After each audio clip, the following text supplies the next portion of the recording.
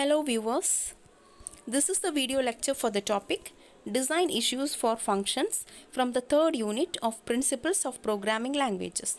The following design issues are specific to functions. Are side effects allowed? What types of values can be returned? How many values can be returned? Functional side effects. Because of the problems of side effects or functions that are called in expressions, parameter to function should always be in mode parameters. In fact, some languages require this. For example, ADA functions can have only in mode formal parameters. This requirement effectively prevents a function from causing side effects through its parameters or through aliasing of parameters and globals. In most other imperative languages, however, functions can have either pass-by value or pass-by reference parameters, thus allowing functions that cause side effects and aliasing. Pure functional languages such as Haskell do not have variables, so their functions cannot have side effects. Types of return values. Most imperative programming languages restrict the types that can be returned by their function. C allows any type to be returned by its functions except arrays and function. Both of these can be handled by pointer type return values. C is like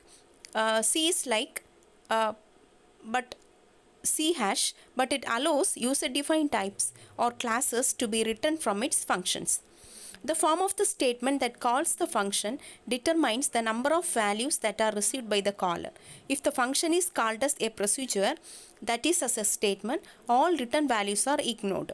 If the function returns 3 values and all are to be kept by the caller, the function would be called as in the following example: a, b, c equal to fun.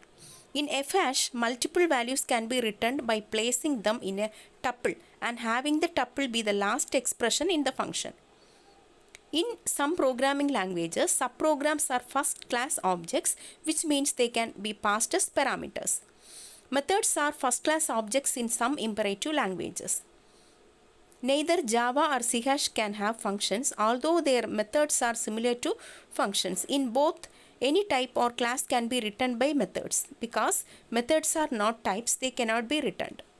Number of return values. In most languages, only a single value can be written from a function. However, that is not always the case. Ruby allows the return of more than one value from a method. If a return statement in a Ruby method is not followed by an expression, nil is returned. If followed by one expression, the value of the expression is returned. Lua also allows functions to return multiple values. The form of the statement that calls the function determines the number of values that are received by the caller. If the function is called as a procedure, that is, as a statement, all return values are ignored. In f-hash, multiple values can be returned by placing them in a tuple and having the tuple be the last expression in the function. So that's all about the topic. Thank you.